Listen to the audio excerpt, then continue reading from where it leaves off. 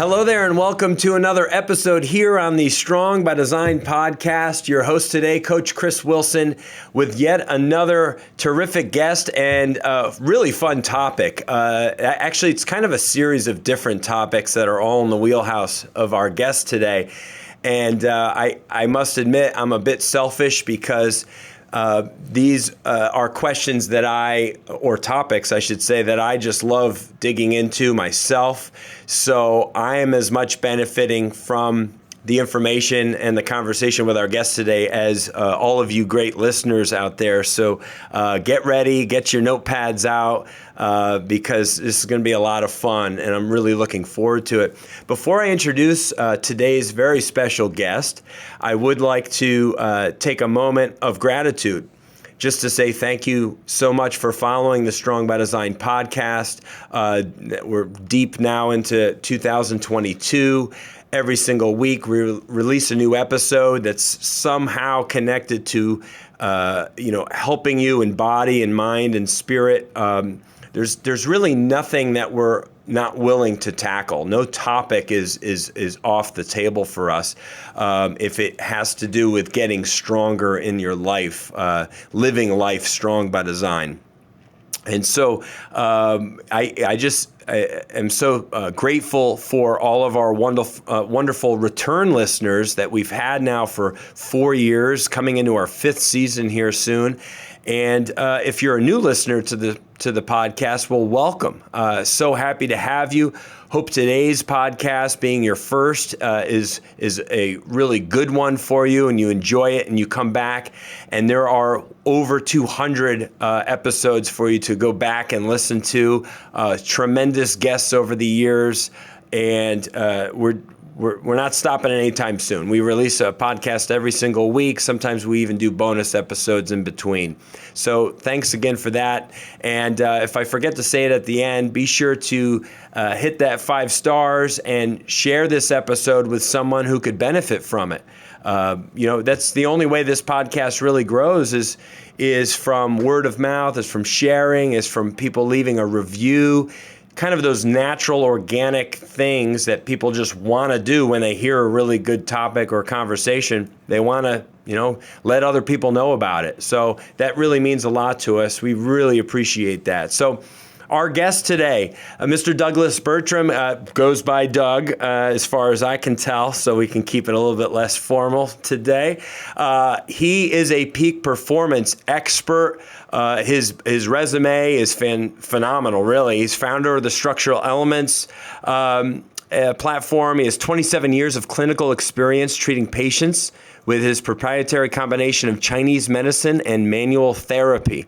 That sounds impressive just saying it, right? So, but what does that mean, okay? Well, he's an educator, he's a public speaker and entrepreneur, and his education is very much in the field of physiology, psychology, biomechanics, like how the body moves and functions, operates, and how to get the most out of our body, how to achieve peak levels of performance, regardless of what you do in your life. He's completed dozens of marathons, 50 and 100-mile ultramarathons, and 3 Ironmans. This is how I want to start the conversation, by the way, is finding out a little bit more about his own personal history doing these endurance type events, because I am absolutely fascinated by people who can do this, and we'll get there. And so his career is devoted to human performance in work, life, and sport. So, Doug, welcome to the Strong by Design podcast. So happy to have you today and to dive into some of this fun material. Yeah, man. Thanks for having me. I'm looking forward to a healthy chat here. Yeah, I think so. Yeah, healthy to say the least, right? We're going to be. It'll be a healthy conversation based on a lot of good, healthy stuff. Exactly. So, all right. So number one, just talk a little bit about who you are, what you're doing, what brought you to this point? What kind of got you rolling? At what point in your life, maybe when you were younger, did this become kind of your passion or your ambition in life? Yeah, I mean, it's real simple. I Grew up as a soccer player, and I basically lived for the sport. And when I was a freshman in high school, I fractured my wrist very traumatically in the very first game of the season. And I had a pretty negative experience with my orthopedic surgeon. He credited himself for saving the fingers, but didn't, set an expectation for me that I shouldn't expect a lot of function out of that hand or that arm because of the fracture. And I was a goalkeeper, man. It's like what I lived for. And so my next experience was with an occupational therapist that just said, "Look, man, like don't buy into any of that. The beauty of the human body is that it has the intrinsic ability to heal given the right set of conditions." And I was back to starting goalkeeper the next year, right? So for me, it was like, Wow. From a very early age, I just really invested in the body's intrinsic wisdom and ability to perform. And so I've been on a lifelong pursuit of understanding how to maximize, the relationship with the body to be able to allow it to express what it's capable of doing. Wow. Yeah. And often in life, don't we find that it takes a personal experience to really kind of drive us forward in something, to really, get our, to get us angry, right? Or to get us frustrated, or to get, it's something that is like compels us to do something, to be able to find out like, no, there's got to be a better way. Yeah, our drive and our motivation, I think, comes from all of our experiences, right? And it kind of shapes us, and we then develop a thesis that we chase, and to try to be effective and again, performance and work life and sport, right? That's my goal for everybody, but it's also my goal for myself, right? So how do I fuse those things together to find meaning and develop a legacy that I'm proud of, and that's what it's all about. Now, I know soccer players run a lot, okay? Now, I did a little bit of soccer, about that much, when I was a little guy, and I remember eating all the orange slices after like in between halftime and stuff. I remember oranges. I remember kicking a ball and eating a lot of oranges. That's all I remember. But then I got into football kind of all through high school and stuff. So I was always into weights and football, but I always look off and see the soccer players running. Constantly running up hills, around the field, like doing all that stuff. So I imagine, obviously, you had some ability in your running as a soccer player. But what takes you from a goalie to a long distance, like to a marathon runner or ultra marathon runner, which is like 50 to 100 mile type runs, which is unfathomable for most people. Like, I worked with a guy named Phil. I forget Phil's last name. He's such a cool guy. And I remember him blowing my mind when I was in my early 20s. He told me, yeah, I love to run. I do a lot of running events. I'm like, oh, really? You do like marathons? And he's like, well, yeah, I've done marathons, but I like to do ultra marathons. I'm like, ultra? What? I've never heard of that before. What's that? He's like, I'll run. I do 50-mile runs. I'm like, 50? I didn't know they did. I didn't know they allowed that. This is, So like, just tell people like what takes you or what gets you to compete at that kind of level and that kind of preparation and that kind of endurance. The reason that I was a goalie is because I was terrible at running, right? I had asthma as a kid, and I didn't like to run. I like to stop balls with my face. It was ultimately I was willing to just throw myself in front of anything, which is what made me a good goalkeeper. But the running wasn't really my strong suit. Then in high school I got into like sprinting. I got into track. I was always big into weightlifting for strength and vanity and stuff like that. And I was a pretty powerful kid, and got into track and was a sprinter. But man, I looked at the 400 as an endurance event, right? I mean, for me, it was like 1 in 200. that was it, And so getting into distance running was about the least likely, thing for me to end up in. But ultimately, it was kind of a two-part process. One is that I have a love for biomechanics. And I read this book called Chi Running, and it just made like a bunch of sense to me that ultimately that running is a lot of technique. And most people just think you're either built to run or you're not built to run. And people are like, oh, I'm no good at running and I can't run. And people just expect to go out and be good at it. But there's a lot of technique and a lot of finding balance that's critical to being efficient. And so as an inefficient runner, it became something that I was like, I want to figure out how to like find the zone here, So that was part of the motivation is I wasn't good at it. The other thing that just kind of hit me was I was in a really kind of nasty car accident when I was in grad school, and it hurt to walk, let alone run. And I kind of got fed up with it and decided, you know what, like I'm not going to live my life in pain. I'm too young to be compromised, and I'm going to figure this out. So I read this chi running book. I went out of my condo and I ran like a mile, and it was painful and it was not pretty. But I got back home and I wasn't dead. And so I said, hey, if I can run a mile, right, I can build on this. Yeah. So I signed up for a marathon. And I just, from a 1 mile base, I said, let's just see how far I can go.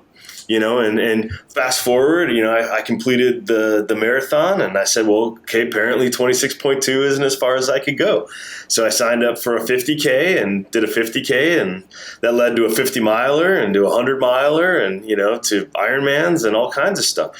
And it's not because I've never been fast. Let me just start off by saying that. I've never been competitive at any of these distances, right? I'm lucky to participate, but I'm certainly not, I don't have a bunch of medals or trophies on my shelf anywhere. I've maybe have an uncanny ability to endure suffering and discomfort, but man, it's amazing what the body's capable of doing with the right set of circumstances. And yeah, this might surprise a lot of the listeners, but the number one factor in being able to accomplish any sort of endurance success is relaxation.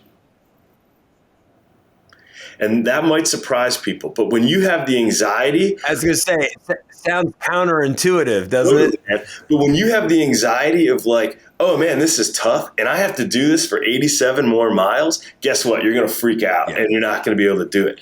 But when you can be present and in the moment, and you can keep finding a place where like, okay, this is getting hard, relax, just settle in. Okay, this is getting hard, relax, just settle in. I mean, that's ultimately the exercise is the training is between the ears as much as it is anywhere else, man. Oh man, big time. You know what?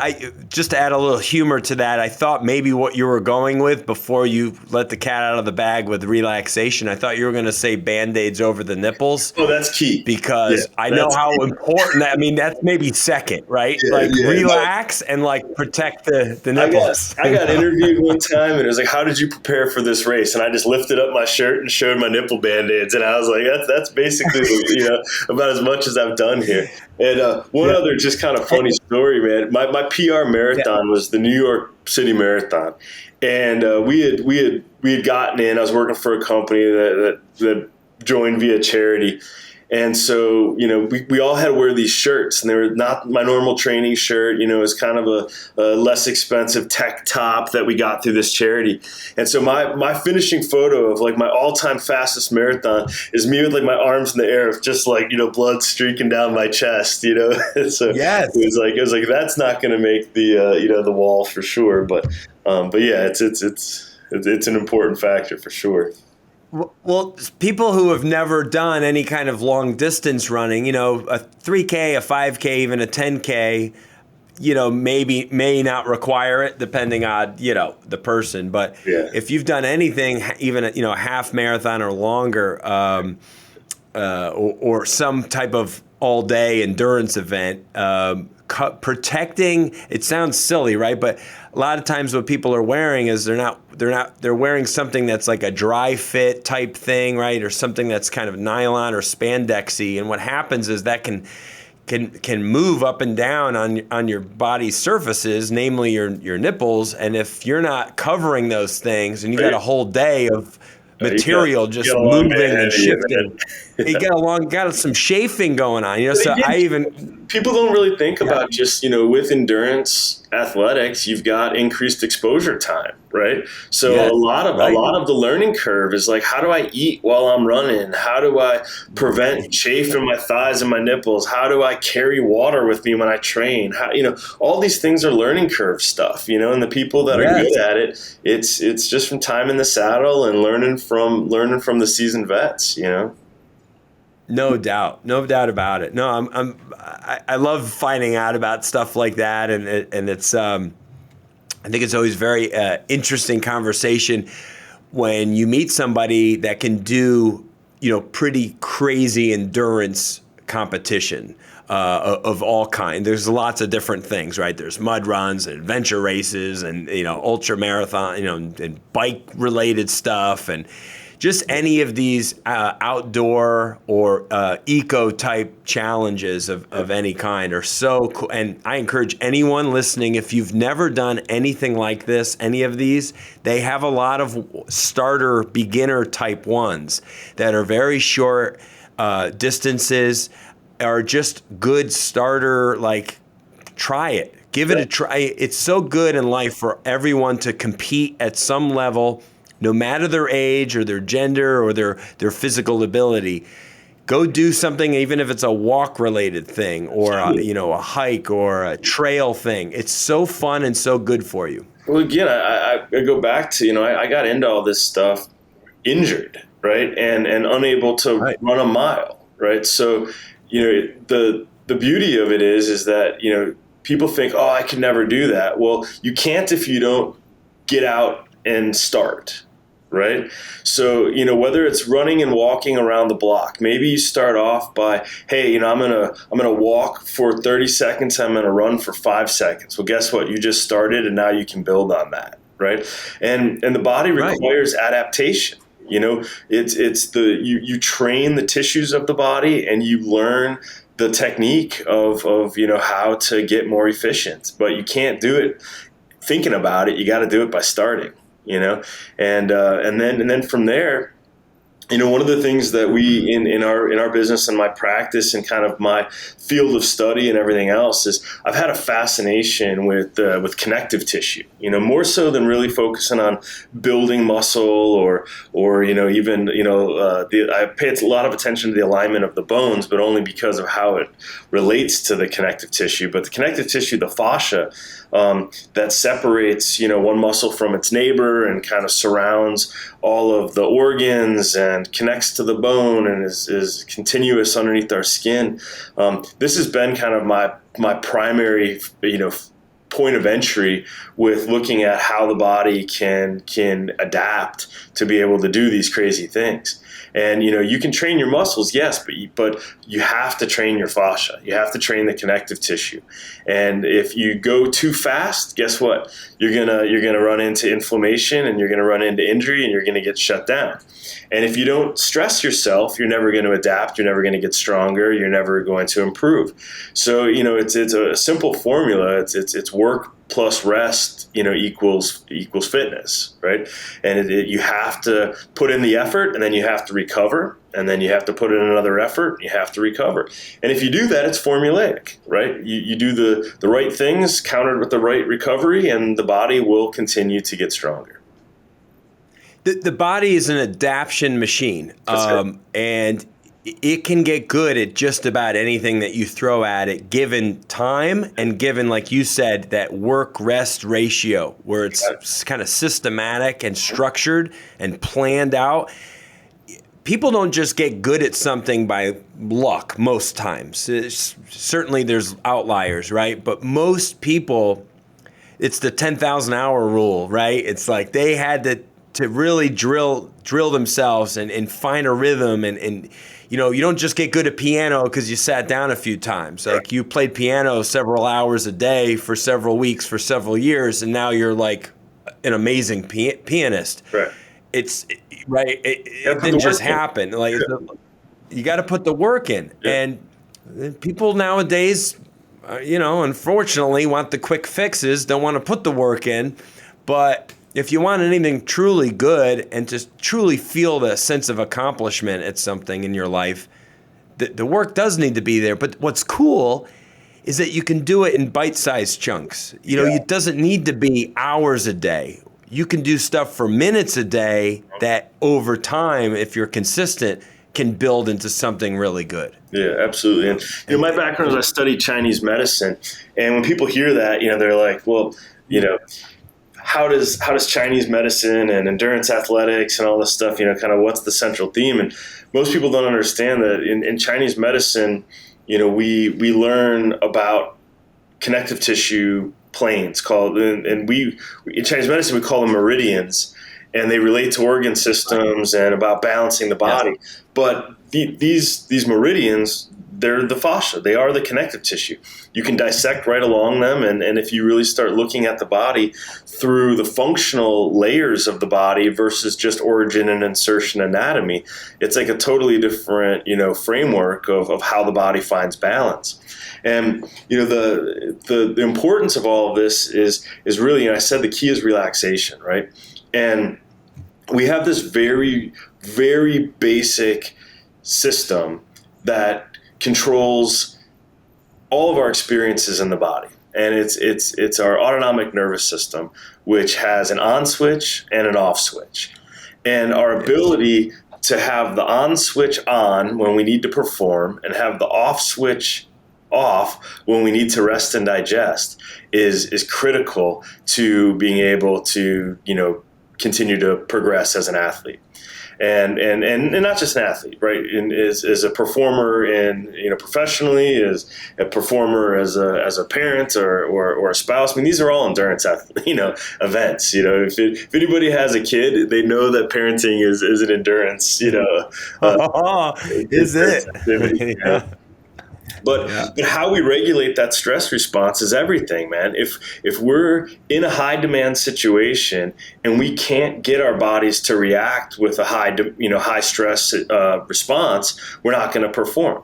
And if we're in a low demand situation and we stay in a high stress response, we're going to burn out. And so regulating that autonomic nervous system, that's the key. And when we're in a stress response, the connective tissue actually stiffens to be able to prepare to run or to lift something heavy. And that's a good thing, right? That tightness allows us to improve our mechanics and to, be able to perform explosive activities or be able to take advantage of efficiencies with endurance athletics. And I can go more into that in a moment. But when we are, needing to relax, if we're not softening, and we're not getting good lymphatic drainage, and we're not getting good circulation, and we're not maximizing our digestion and absorption and getting good quality sleep, we just can't repair tissue.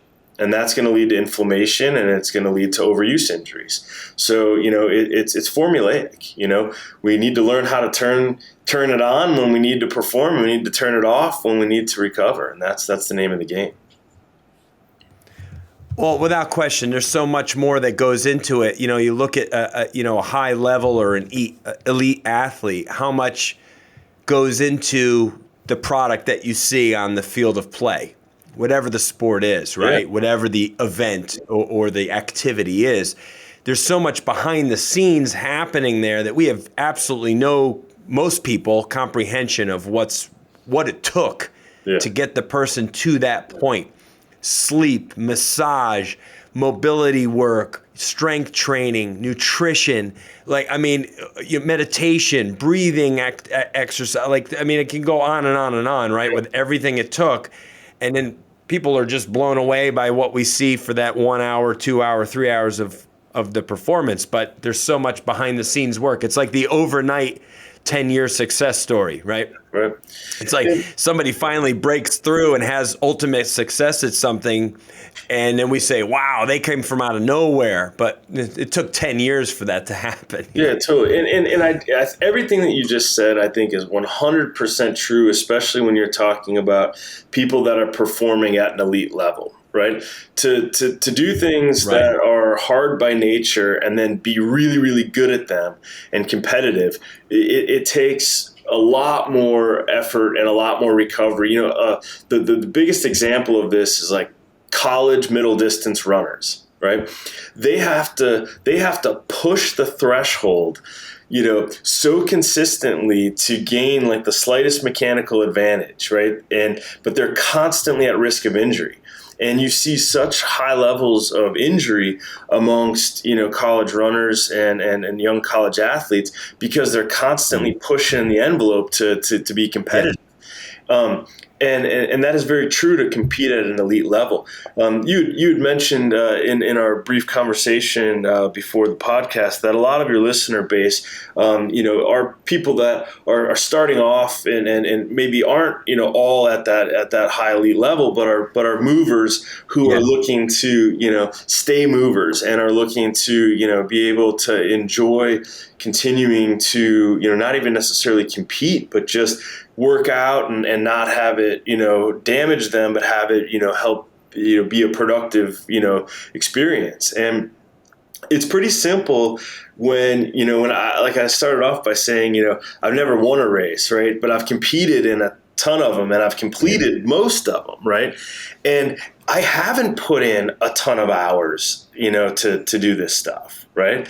But what I've done is I've adapted slowly over time, which is different. I'm not putting in 100-mile weeks, right? I'm doing maybe sometimes when I'm getting up in volume, maybe it's only one run a week. Right. But then I'm realizing that I have a lot of strength training to do to make sure that my hips are strong so that my mechanics are good. And I have a lot of time spent on the foam roller and doing soft tissue maintenance. And guess what? I have to sleep a little bit more on the weekends so that I can recover, so that my body can regenerate. And then the next time I'm ready for that effort, it's a positive effort versus, taken away from me. So it's a whole formula. No doubt. It's kind of thinking about the like a high-end sports car or something, like a Ferrari or whatever. And it's like just getting sure all the levels, the fluid levels are where they're at, and tweaking this and tightening that, and making this right and doing that, and you're going to get the most out of that car when you're ready to use it. It's ready to be used and go all in, and you can really push it to its end limits. But doesn't mean you have to do that on a regular. Absolutely. It's kind of like really grooming it and taking good care of it in between. And I've thought of myself more as like an old pickup truck, right, with like a lot of duct tape and zip tie. That subtle balance is like making sure something doesn't wiggle too much, and you have it tightened up with the zip tie. You've got plenty of duct tape around that hose, and but it's all a balancing act, right? And whether it's high performance, and it's interesting because I've worked with a lot of spinal injury patients over the years, and a lot of people come to me with pain. Right? Their entry point of I need help is I'm hurting and I can't perform daily activities. And the process of getting somebody out of pain is very similar to getting somebody to perform at a high level. It's a balancing act. And a lot of what I think has made us clinically successful in our practice is never once have I set a goal of getting somebody out of pain. That's never once been my goal. My goal is, what's your performance goal if you didn't have pain? Right? What would you do differently if this pain weren't there? Let's focus on that. Yeah. Right? So when somebody's like, well, I've always wanted to run a marathon, but I can't do it because of this back pain. Don't worry about the back pain. Yeah. Let's start focusing on what it would take for you to run the marathon. Man, the back pain is such a blip in the radar that goes away in the process of them reaching towards an active goal. But if you stop at the pain, right? If that's your goal, it's like it seems insurmountable, for people to be able to beat it, And it's like, but if you focus on the goal, what would you do with the opportunity of a functioning body? And let's focus on that. You start doing all the right things that are going to get rid of the pain, And it's amazing. Yeah, it's a total mind shift. Total mind shift, man. It's just amazing. A mindset shift. It's just a perspective thing, because we get so stuck and focused on the negatives of life, don't we? And we zero in there when all this goodness is around us we're blind to it. You got it. And it's amazing, man. I've always been a sucker for the underdogs. I love triumph, And when you see somebody who didn't even believe in themselves that they could function normally, let alone accomplish, a major active goal, that's why I get up in the morning. That's what makes me come into the office every day and put my best foot forward. Is that stuff is achievable, right? The body is amazingly capable of regenerating and of self-regulating given the right set of circumstances. And again, I'm gonna say it a few times throughout the interview. The missing piece is relaxation. And we're also caught up in our lives, aren't we? The stress, the anxiety, the busyness, the speed of, everything is rush, rush, rush. Can't get to this fast enough. Wish there were more hours in the day, more days in the week. I got so much to do, no time to get it done, right? But yet the key to all of it is relax, breathe, find some mental clarity, Yeah, man. A lot of people think, oh, I should meditate, right? But there's just one more thing that they don't have time to do, So then it stresses them out because I don't have time to do that, right? But we're not suggesting that people, have to spend an hour, sitting on a cushion with, incense lit and, and doing some sort of chant. The relaxation comes in a moment's time. And a lot of it is about recognizing that we're in a stress response and recentering. Right. And you think about, an NCAA championship, right? We're in March now, things are heating up, right? When you're sitting at the free throw line with 2 seconds left on the game clock, what are you going to do? You're not going to go sit at half court and meditate. Right? You're going to take a deep breath, you're going to center yourself, and you're going to take the game-winning shot. And that's an appropriate skill when you're in a high-demand situation. And, whether you're trying to qualify for the Boston Marathon or you're an Olympic athlete, you're constantly recentering yourself and relaxing in multiple moments throughout high performance. I mean, you said you did a lot of weight training and stuff like that. I mean, right before you're able to successfully do a big deadlift, you find stillness, you center yourself, and you relax, and then you execute, right? And that's a skill.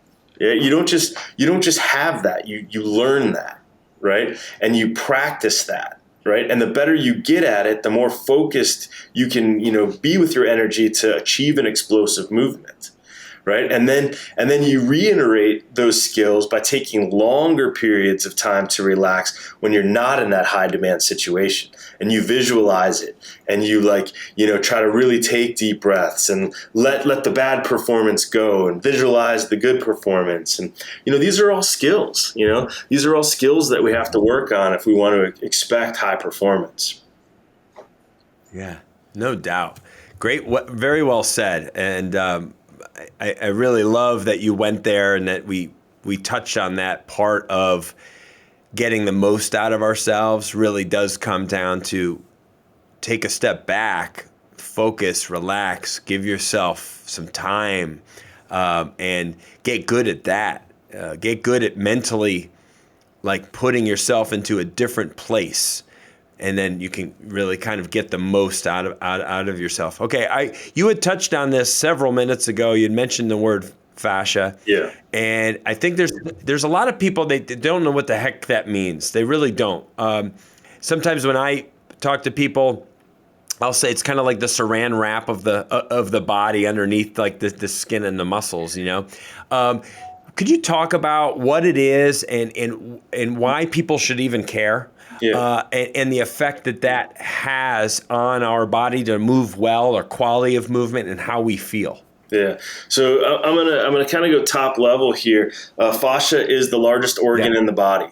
It is an organ system that is a sensory organ of communication.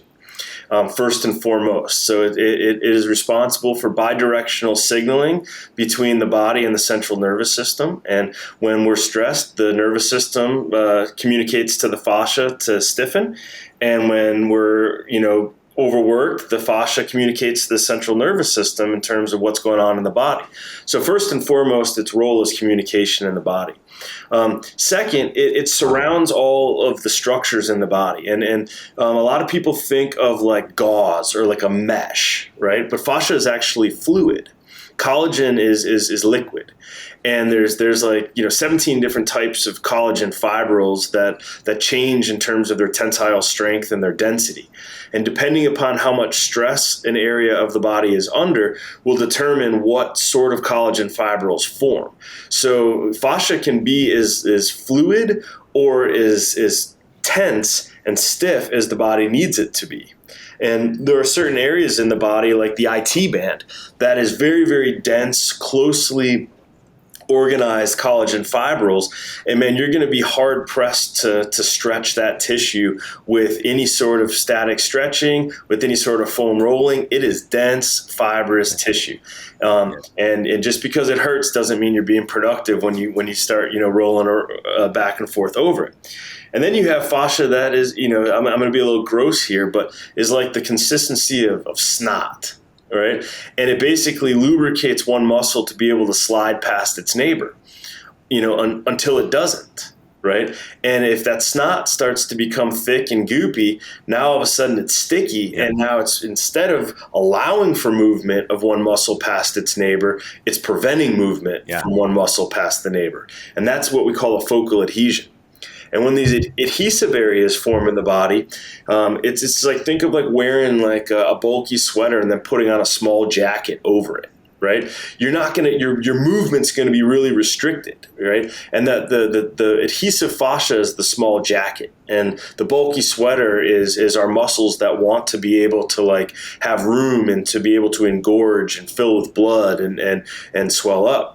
And if the fascia restricts that, man, it's like movement just really suffers, and a lot of maintenance of this system is really about keeping the jacket the same size as the sweater, right? So that we have good fluidity to our movement. And if we don't, if that jacket starts getting small and you wonder, man, I used to be so flexible, I've lost so much mobility. Well, it's not necessarily in the joints or in the muscle length. It's in the connective tissue shrinking down, and that'll cause stiffness and really make people lose mobility with age.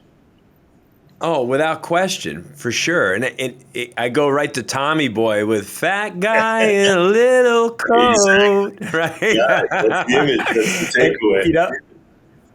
That's the big takeaway, right? I mean, I might have to name the episode that. Well, exactly. And some of us, man, that coat used to be ours, and so it's like use the analogy of like the wedding suit, like the jacket doesn't fit so well anymore, right? Well, a lot of it, that process happens internally, right? It's like, there's a term that really, if you said, how come people, lose mobility with age?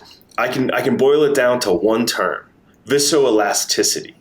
Okay, viscoelasticity is the ability for connective tissue to deform and return back to its original shape. Okay, it's springiness in tissue. If I hold my hand against my chest and I thump my finger against my chest, it springs back with a lot of power. That spring is called elastic recoil, and that elastic recoil is the ability for tissue to stretch and return. And if you have a bunch of restrictions, you lose that springiness in tissue. And then, man, mobility starts going away, your speed starts to decline. That elastic recoil is like the name of the game when it comes to running and jumping and being able to throw hard and all of that. It's, we load tissue and then we uncoil it. And that's, there's a lot of passive energy there that's available to us if our connective tissue is in a healthy state. But man, when it starts to get, stuck together and loses that elasticity, you just see a decline in performance across the board. Would you say the two best ways to then take care of your fascia and get the most out of your body would be, one, how you're moving, right? The quality of your movement and activity. And number two, some type of manipulation of some kind, whether it's manual with like a therapist of some kind or tools that you can use. Could you just kind of elaborate there a little? Yeah. So again, I'm going to go back to the number one factor is relaxation. Okay, down regulating our central nervous system. So let me just tell a real quick story to illustrate this. I have there's a local dance company in town here, and they sent over this young male ballet dancer because this kid just had plateaued in terms of his flexibility. And they're like, it doesn't matter what they do. They were putting this kid on the rack and they were sitting on his back and they were just, no matter what we do, this kid just won't stretch out, And so I took one look at this kid and I'm like, man, his nervous system is like wound up, he's stressed out, and even like taking the ankle and going into plantar and dorsiflexion, it was just like, it would just like jump and ratchet, and so I was like, he doesn't, his joint range of motion was great. It was his neural tone was through the roof. And so all I did is taught him some breathing exercises and how to down regulate his nervous system. We got his nervous system to come down and immediately his range of motion was there.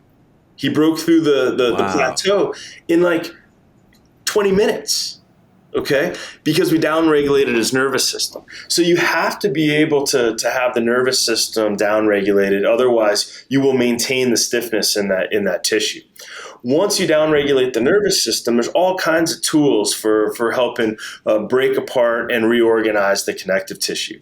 Now, I'm a little bit picky about some of the strategies. There's this kind of idea of like fascia blasting, right? Like tear it apart, and I'm like, why? Like, this is stuff that people have developed, over time to develop mechanical advantage. You don't want to blast anything, right? What you want to do is you want to organize it. So if I handed you a hairbrush and told you to organize somebody's hair, you're not going to like blast their hair with the brush, and start twanging back and forth. You're going to say which direction do we want this to go, and you're going to organize the hair in the direction of style, right? And so it's the same thing. What do you want the fascia to do? Okay, well then organize it that way, right? So pin and strip or pin and active range of